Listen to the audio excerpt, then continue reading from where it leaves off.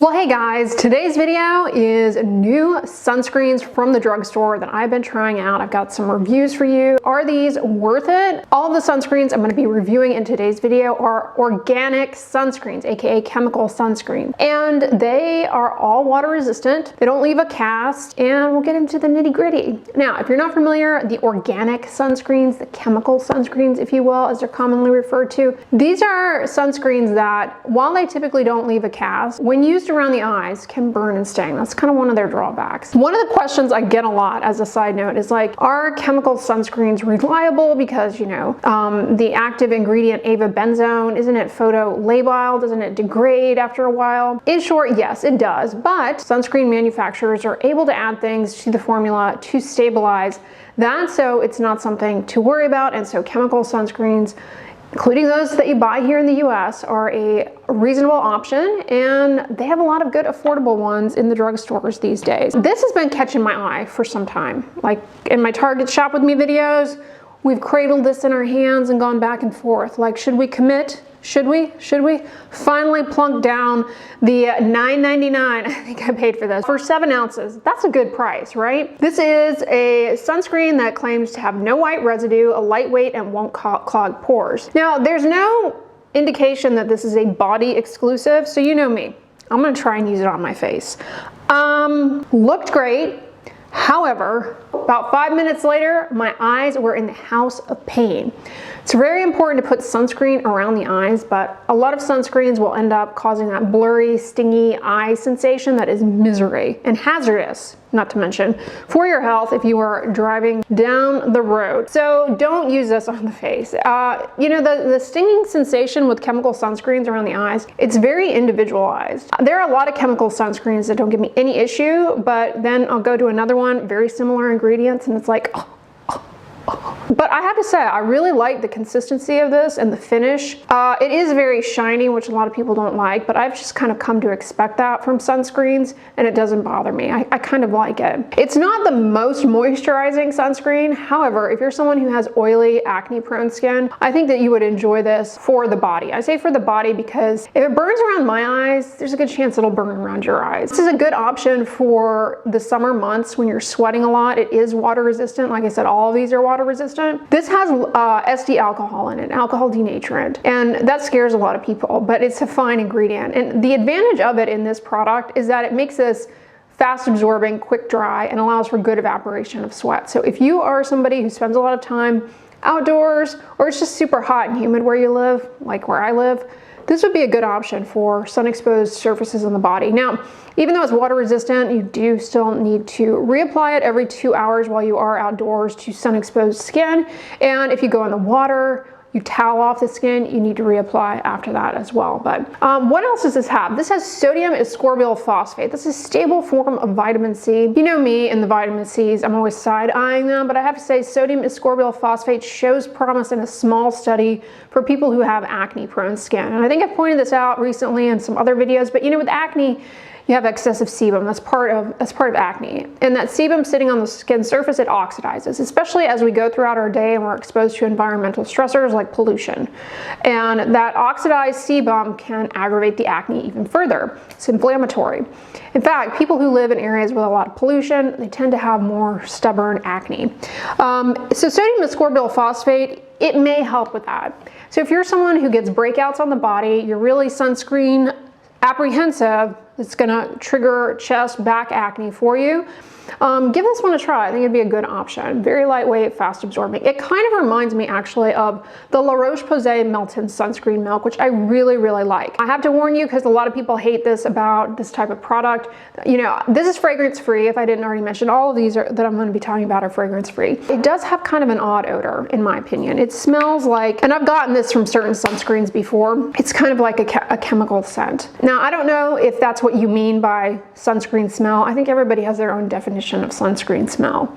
And there are a few different sunscreen smells out there. There's definitely an odor to this one. And for me, it's not my favorite sunscreen odor. There are other sunscreen odors that I find don't bother me. I can tolerate just fine, but this one's a little, it kind of makes you feel like it almost makes you feel a little grimy, the odor, as best I can describe it. Kind of like you're kind of like you've been working in a shop. I don't know. Of everything though that I'm mentioning here, this has to be the best price. I said $9.99, but it's actually $9.29 for 7 ounces. So this is a good option for the body, especially. You could take it to the beach. Last year I did a video on like my top body sunscreens, and the products that I mentioned in that video I still prefer. Like I've already mentioned the La Roche-Posay one. I just feel like that one has a nicer overall finish to it. It's a little less shiny. I also really love this Bondi Sands fragrance-free sunscreen lotion, and this, as well as the La Roche-Posay one, does not cause the burning around my eyes. So I can use this to my face and my body. It's not as fast absorbing as the Coppertone one. It's a little, you know, heavier, but it's not greasy. It's pretty moisturizing. So I prefer this. That's the Coppertone Every Tone. Now moving on to Banana Boat. This has been working out like a dream on the face. No issues whatsoever. Isn't it odd? Like one House of Pain, the other, no issue. Kind of, you know, they're both organic sunscreens, chemical sunscreens. Now this one is more moisturizing. It's not as fast absorbing, quick dry as the Coppertone one. It is more moisturizing. It's actually quite nice as a daily moisturizer, but it's SPF 50 and it's water resistant. So a good option in the summer months. And if you're like me and you tolerate it around the eyes, you know, it's great. And you can use it as your base layer all over your face, neck. No cast with either of these. Now, interestingly enough, even though it has no cast, it does have titanium dioxide and iron oxides listed as the second to last and last ingredients. There's no tint to this, and again, it doesn't leave a white cast. I suspect that those ingredients are in very low amounts. I don't imagine that they are contributing anything to the final UV protection. They may. I wouldn't rely on them in terms of the iron oxides for the visible light protection. Iron oxides, which are found in tinted sunscreens and makeup, they can actually help protect against visible light, namely the blue light wavelengths that come from the sun and lead to early onset and stubborn hyperpigmentation and deeper skin tones. I don't think you're gonna, just a guess, I don't think you're gonna get that from this product. It's not tinted, so I imagine the iron oxides are so at such a low amount in here, it's not doing you anything. I could be wrong, but I would not hang my hat on that. Now, this product has niacinamide in it, which y'all know I really like. If you tolerate niacinamide, it's a very versatile ingredient. Good for dry skin, good for oily skin. It's been shown to be helpful for acne-prone skin in terms of breakouts. It's also got an anti-redness effect, so if you're prone to redness, and good for hyperpigmentation. It's good for the moisture barrier. It's an antioxidant, so it can help combat oxidative stress. I mean, it has a lot of skin benefits, provided you tolerate it. I know a lot of you guys don't tolerate it, so I'm just pointing out that it definitely has that. Now, this product doesn't have the sodium ascorbyl phosphate, that stable derivative of vitamin C. It has ascorbyl glucoside. That's, you know, another vitamin C derivative. Whether or not it actually gets into your skin and affects much change, TBD. But at any rate, you know, it may help in cutting down on the overall burden of oxidative stress upon exposure to environmental stressors. There's just not a ton of research on that form of vitamin C for skin benefit. One thing I need to point out is this has coconut oil, which my skin seems to love. There is some research to show that coconut oil may be helpful for people who have eczema. Maybe that's why. And when I say some research, I mean hardly any. However, there are a lot of people who just observe that products with coconut oil aggravate their acne. So if that's you, you know, this is going to be a no-go. I have loved this. Like I said, I like the way it looks. It's not shiny, in my opinion. It's not overly shiny. I mean, there's a bit of shine. There's a baseline level of shine, as with all water-resistant sunscreens, but it's definitely not as shiny as this one was on the face. I don't get the blurry eyes, the sting, the burn. This doesn't have that odd odor that's off-putting, in my opinion. It really has no smell to it at all. Again, fragrance-free. If you're somebody who does not like sunscreen smell, this might... Honestly, there's nothing here. It just kind of smells like a little bit of lingering cream, and then it just, I don't know, I smell nothing. And I've used quite a bit of it already. And it's water resistant. Now this one was $10.99 for the 2 ounces. And I mean, that's still inexpensive. I have to say, As it stands now, one of the best affordable facial sunscreens that's kind of similar to this, reminds me of this, is the Black Girl Kids sunscreen. And that one is $9.99 for 3 ounces. That one, as a side note, does not have niacinamide. If you are sensitive to niacinamide, I would recommend that. Like this, there's no white cast, it's moisturizing, it's water resistant, but by and large, I definitely like this. And this is a good option too for those weekend getaways where you need a good facial sunscreen.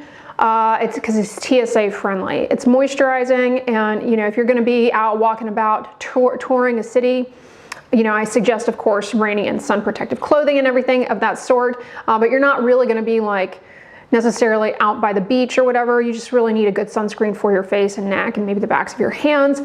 This is a great option, this little bottle. I really like this. I really like it. And I'm happy that it's free of fragrance. Even though, you know, a lot of people don't like the sunscreen smell, I find that, you know, a lot of times when they end up adding fragrance in an effort to camouflage that, you get something that is rather headache inducing. Now, like I alluded to a little while ago, you don't want to rely on sunscreen alone as your only form of sun protection. It's not a shield of armor, and so I find that, you know, sometimes people get really caught up in the details of like what's the best formulation, all of these things. They get hyper focused on that, and then, you know, perhaps miss the bigger picture that it's really not intended to be the only thing that you use. You should also, again, protect your skin using sun protective clothing, hats, being mindful of how long you are outdoors, seeking shade. Try to not stay out too long during the peak day hours when the sun is most intense.